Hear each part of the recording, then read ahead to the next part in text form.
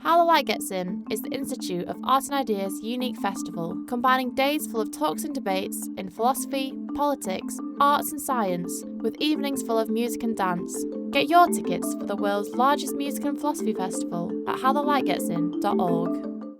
So, Dave Goodhart, what's all this about you being banned from Hay?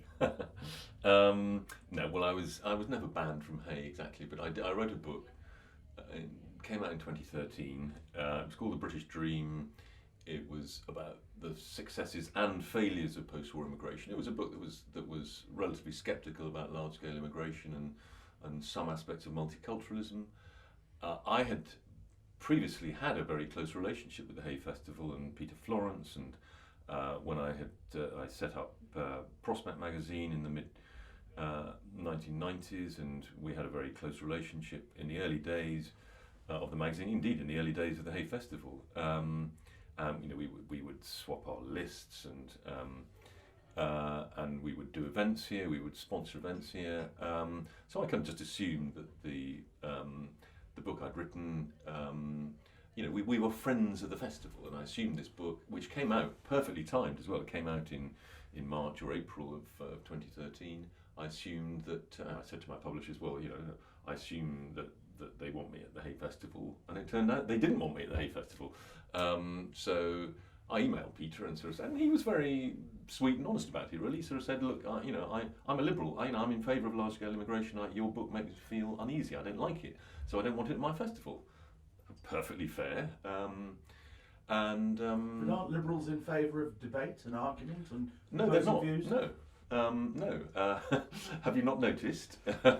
No, liberals are often very illiberal, and I think particularly when it comes to these cultural issues.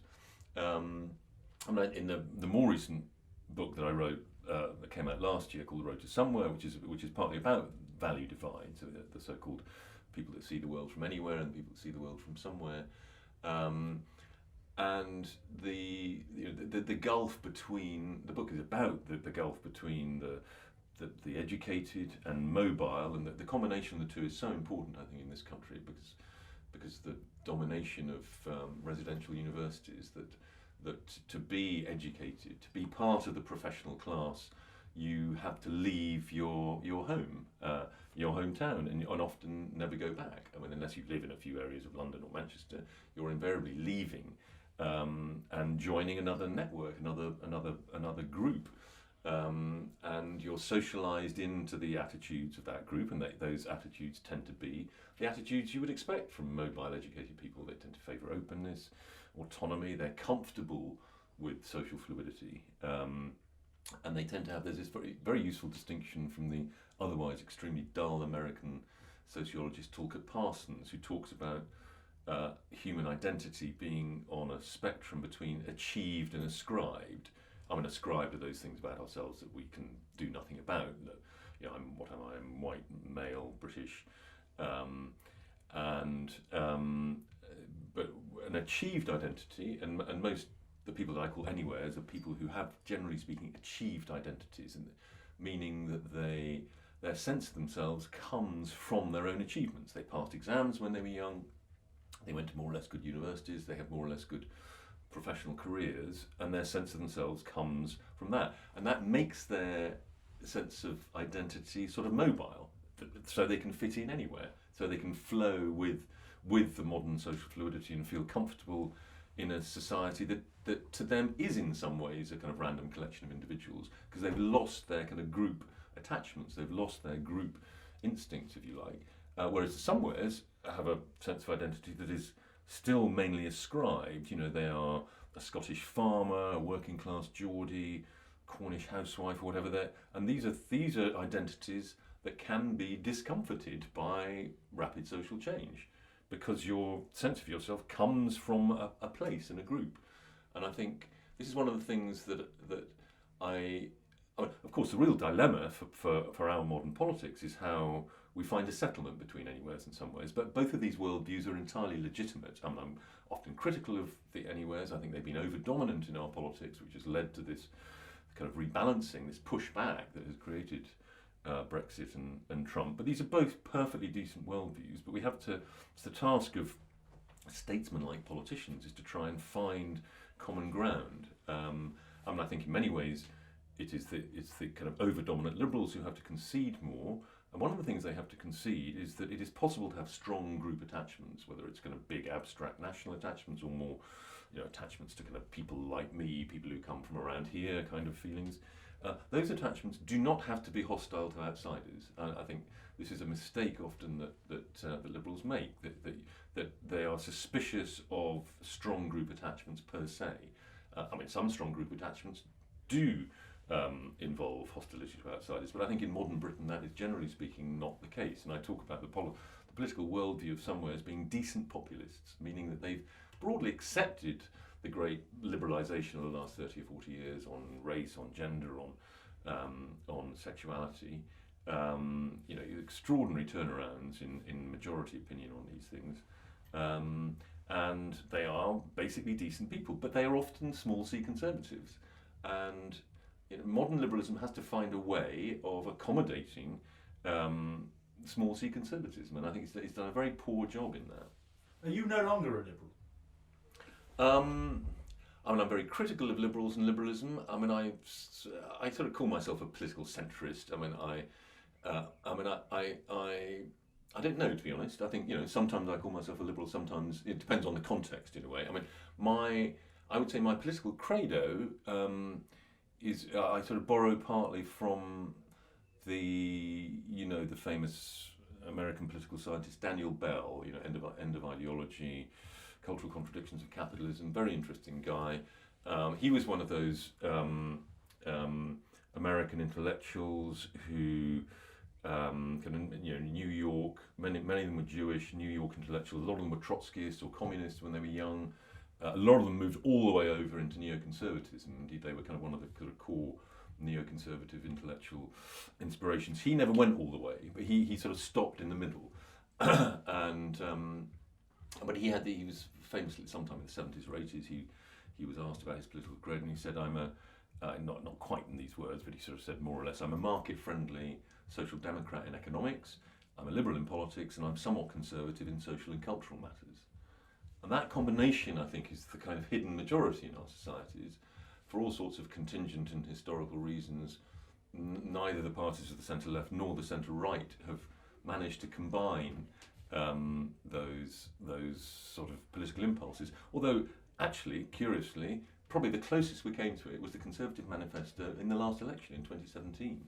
Of course, it got blown up by the dementia tax and by Theresa May's appalling performance as leader. But it was an interesting. You were you helped found Prosket magazine. You edited it for many years, and this was the left-leaning intellectual magazine. Do your friends on the left now regard you as a traitor? Are you shunned?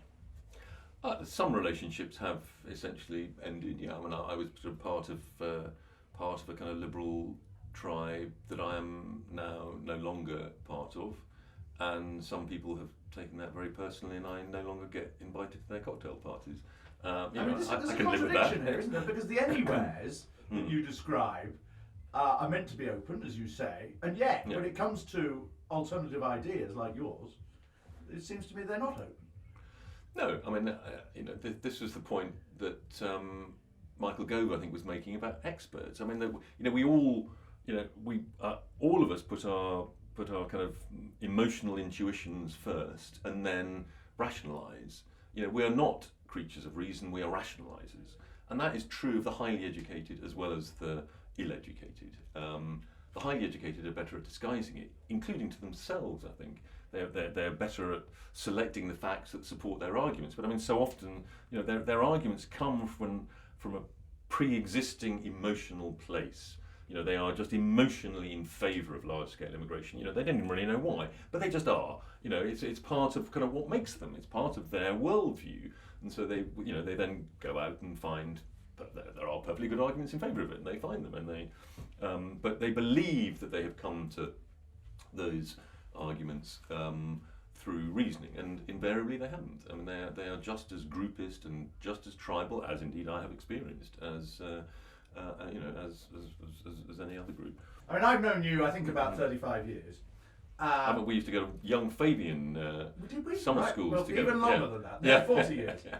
What would, in what way, what would the, I don't know how, you must be in your 60s now, what would the 60-something-year-old David Goodhart say to the 20-something-year-old David Goodhart? What would it, where have you changed most? Yeah, I think I would encourage myself to start thinking for myself earlier than I did.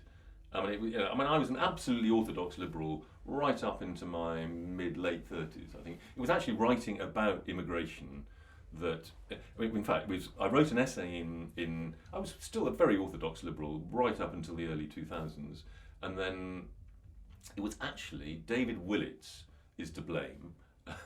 David Willits we used to do those prospect roundtables on different issues. We'd get 6 or 7 really interesting people around. They would talk for a couple of hours. I would then crunch it down, edit it down to 4 or 5 pages. We did something on welfare reform in the early 2000s, and Willits said something that is still too seldom spoken about. He said, you can either have a welfare state, you can have a generous welfare state, high degree of solidarity, if you have a society with very strong common understandings, very strong homogeneity in effect. So he was comparing America with Sweden. Since he compared America and Sweden has become a much more diverse society. It's had very high levels of immigration in the last 15 years. But the Scandinavian homogeneity, both in kind of ethnic and class terms, they are like kind of big families, those societies in many ways. And it's much easier to have high levels of solidarity, very high levels of public spending and tax in those circumstances. America, much more diverse, fragmented society. Anyway, I mean, it seems an obvious point, but I was very struck by it, and I kind of thought about it for a while, and a year or two later I wrote this essay in Prospect called Too Diverse, ? And it was kind of directed very much at the centre-left, saying there is this tension between these two principles that you admire above others, solidarity and diversity. You've got to think about this. I mean, it's not inevitable. You can mitigate the tension. It's not inevitable. And you might say that we have, in many ways, successfully mitigated that tension. If you look at welfare spending has, at least until relatively recently, has been increasing. We introduced tax credits in the mid 2000s. But you've got to watch this anyway. My essay in Prospect was reprinted in The Guardian in full, and that caused a little bit of a. I mean, that was when I first kind of felt that I was some sort of heretic in relation to my own tribe, what I had previously thought was my own tribe, and it was also a kind of release. I was able then to sort of think more freely and I think more usefully and more constructively in some ways. And then I ended up a few years later writing the book about immigration. But it was that gave me a sense. Look, I mean, I'm very much an anywhere. I come from an elite, upper middle class background. My dad was a Tory MP, so I was a lefty student, and I couldn't not be really. But writing about immigration made me kind of realise that there is such a thing as society, and that people can have perfectly legitimate objections to their society being changed without their consent. That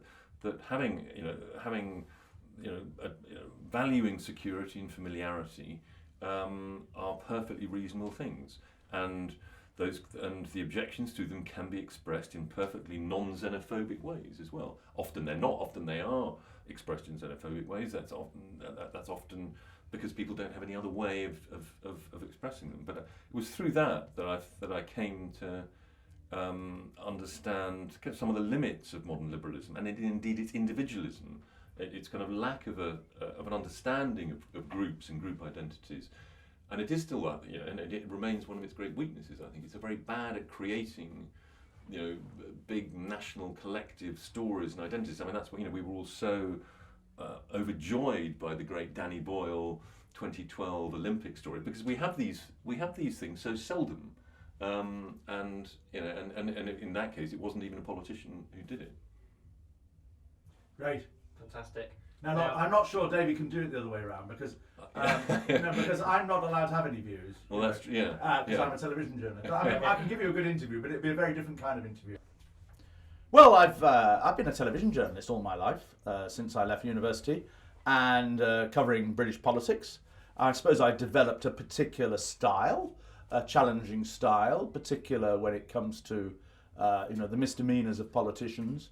A lot of covering elections, wrongdoing in elections. But I also, as a sideline really, and at one point it was quite a lucrative sideline, written a lot of books, mainly biographies. And they tend to be biographies of people who've had more than one career. So something like Michael Heseltine, who was a incredibly successful businessman and also an incredibly successful politician, which enabled you to look at his career in perspective in a funny way. But I'm now writing a book about, for the first time in my life, I'm writing a book with the subject cooperation. I'm writing a book about Sir David Butler, the father really of election science in this country, who had a huge influence not just on the way in which we understand why people vote and changes in the way they vote, but also had a huge influence on the way in which television covers elections, on the way in which, on the whole genre of contemporary history, instant history. He was a great developer of that through his series of British election books. And there's a whole school of sophologists, that was a term that he actually promoted, who are all the sons and daughters of David Butler. They're either ex-colleagues, taught by him, encouraged by him. And it's actually, of all the books I've written, it's the one that's been the most enjoyable. Do you think there is anything, though, in the charge that the much greater aggression of modern political journalism has, of which you are kind of one of the symbols in some ways, has contributed to the lower respect in which politicians are held? Yes, I think there is something in that, and it does worry me. And I think that when I first covered politics for ITN in the 1980s, and I was briefly a member of the lobby then, it was all far too deferential. People did not ask challenging or cheeky questions enough. People did not, or even worse than that, they knew that there were things going on that were wrong going on. I mean, for instance, the whole expenses story, journalists knew about that, the MP's expenses story. They knew about that 30, 40 years ago, people in the lobby, political journalists at Westminster. But because of their relationships with politicians, which they wanted to maintain, they didn't want to delve deeply into that. They didn't want to ruin their relationships.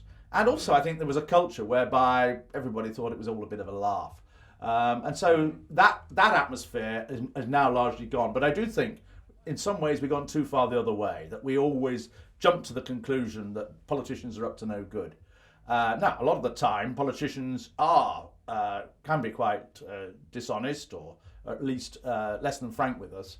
But I think that perhaps we don't, enough of the time, we don't give them the benefit of the doubt. We don't appreciate the fact that they have immense pressures on them. They're not just having to deal with their constituencies in a way that they never did before, that they are expected to come up with instant answers, instant solutions to problems, as well as leading ordinary lives as human beings, coping with their families, all the crises at home. I think there is a lack of appreciation of that amongst political journalists, and I include myself in that. So I think there is something in your charge, yeah.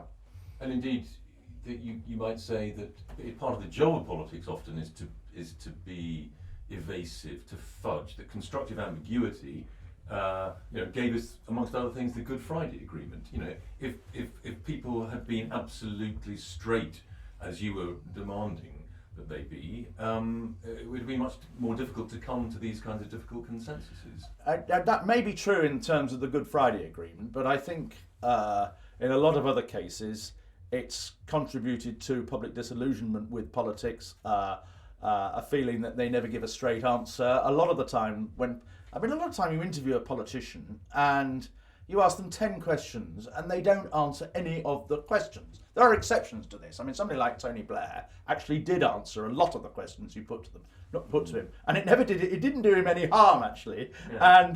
But you hear I mean, I think both Theresa May and Jeremy Corbyn are both guilty of this, never wanting to answer the question. It's almost as if a politician regards it as a sign of weakness if they answer a question directly, or if they admit, well, I don't know yet, or I haven't thought about that yet, or we're still thinking about that. And there are arguments on both, admitting that there is doubt, that they don't have the solutions to everything. I think actually a little bit more frankness, a bit more honesty from politicians at times in response to questions rather than public evasiveness. They're almost trained to be evasive now. They're trained in phrases like, well, what we've said is, the number of times a young junior MP or minister will start their answers, what we've said on this is, or they've worked out the set soundbite in advance. I mean, it got to the stage with Gordon Brown where he would never answer a question.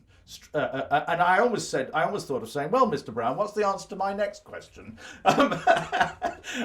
Because, and it's so off-putting to the British public. And I think that while some, the aggression of some journalists, like myself, may have contributed to the public disillusionment with politics, I think politicians haven't done themselves any favours either. You could argue that evasion comes partly from the more sort of ferocious context. They are the kind of rabbits in the headlights often. And I'm just wondering, the political sociology of this is quite interesting. You go back 50 or 60 years, the famous, do you have anything to say to the British public? Prime Minister, when Macmillan arrives back from some international tour, was partly a class thing. That the journalists were often from middle or lower middle class backgrounds. They were not graduates on the whole.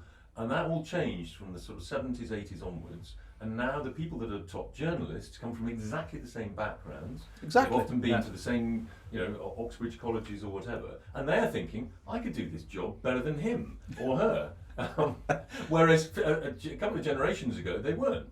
Indeed, and indeed, I was at university with Theresa May and several of her cabinet, and some on the Labour side as well. And I'm not. At one point, I did have aspirations to go into politics, not anymore, and I'm not sure I could do the job any better than them. And I'm not sure I certainly wouldn't have the energy that is required. And so, yes, I think there is a feeling that we're talking to equals, and it wasn't just in Macmillan's time that they were middle class, and there was a social divide. I mean, some of them would have even come from working class backgrounds as well. So, it's a point. I hadn't thought about it like that. Now, there's a phrase that politicians ought to say a bit more often. You'd be a useless politician. Yeah, I would be. If politicians were actually willing to turn around and say, yes, actually, I hadn't quite thought about it like that. I'll go away and think about it a bit more. I tell you, the moment I'm looking for on television is the moment where on television or on radio there is a discussion going on between two protagonists, and one of them turns around and says, David, the points you've raised there are fascinating. I really hadn't thought about it in those terms before. And yes, you've persuaded me. Yes, I concede. All right, you've won. Do you now worry? I mean, moving on from the kind of aggression issue to the kind of disappearance issue. I mean, the mainstream television, mainstream journalism is struggling for its life, we're often told at the moment. Perhaps that's a little bit overdone, but do you worry that the political communication to mass publics is now increasingly coming from highly partisan sources on the internet or elsewhere, and that is going to contribute to an even more uncivil and polarised political debate? Or is that too much of a cliche? There are all sorts of developments that are going on, some of which are very worrying and others of which aren't. I mean, the worrying ones are the decline of newspaper readership, which is now turned to about 40% of what it was 15 years ago. The decline of local newspapers, a lot of them have disappeared, and the ones that remain are pretty poor compared with what they used to be. The decline of audiences for television, the decline of television current affairs, all of those are very worrying trends. On the other hand, the rise of social media, of people journalism, the tweeting and websites and all sorts of social media, some of which I'm not even familiar with myself, has actually brought more people into journalism or political debate. I think there are probably more people involved in politics, more people involved in political debate than there ever were, and I am confident that the accountability process of journalism is as robust as ever. It's just robust in different areas. One of the roles of journalists is to hold people in power to account. In many ways, we do that much better than we did 30 years ago when you and I set out, or 40 years ago when we set out as journalists. But it's patchy, inevitably. It also worries me that, yes, we are becoming increasingly, that the political debate is conducted between platforms that are very much polarised, and that our politicians are avoiding the traditional mainstream media and using these platforms instead. So, for instance, a few months ago, I can't remember what the issue was now, but Corbyn was under huge pressure over something. I think it was anti-Semitism, actually. And instead of doing an interview with Channel 4 News or ITN or the BBC, he actually spoke to camera and made a 90-second statement. Which we then all boycotted on the grounds that we weren't going to encourage him to do that sort of thing, that if he was going to make statements, we should have the power to ask him questions at the end of it. But it was the beginning of an illustration of a worrying trend. The other illustration is the fact... The National Union of Political Broadcasters. Indeed. Was, and the other illustration of that is the way in which both Theresa May and Jeremy Corbyn never allow themselves to be questioned at length. Apart from occasionally in a general election, I've never seen Corbyn or May do a long television interview. They never do long press conferences anymore, in the way in which only 5 or 10 years ago, David Cameron, Gordon Brown, Tony Blair, all of the political leaders regularly did. And that is a worrying trend as well. What's brought you to How the Light Gets In? Tell me why you here at this festival. Are you enjoying it? How's it going? I'm enjoying it. I wish I could stay longer, actually. I've just come today. I'm doing an event tomorrow morning on liberalism and tribalism, some of the things we were just talking about, and with Anna Soubry and Angela Eagle. And I've been, I think 3 years in the past, and chaired panel discussions, and hugely enjoyed doing that, and also enjoyed the post-match stuff as well, the dinner and meeting interesting people and chatting to them about things that you might not be the opportunity to chat with them about. And I said to the organizer, they invited me this year to do one event, and I said, well, can I do 2 events, please? Because that way I can stay longer. So I've done 2 events and had even greater fun this year, apart from the weather. And it is about serendipity. You just sort of bump into people. Like I bumped into you, and we've now done this exchange together. Yeah. Get your tickets for the world's largest music and philosophy festival at HowTheLightGetsIn.org.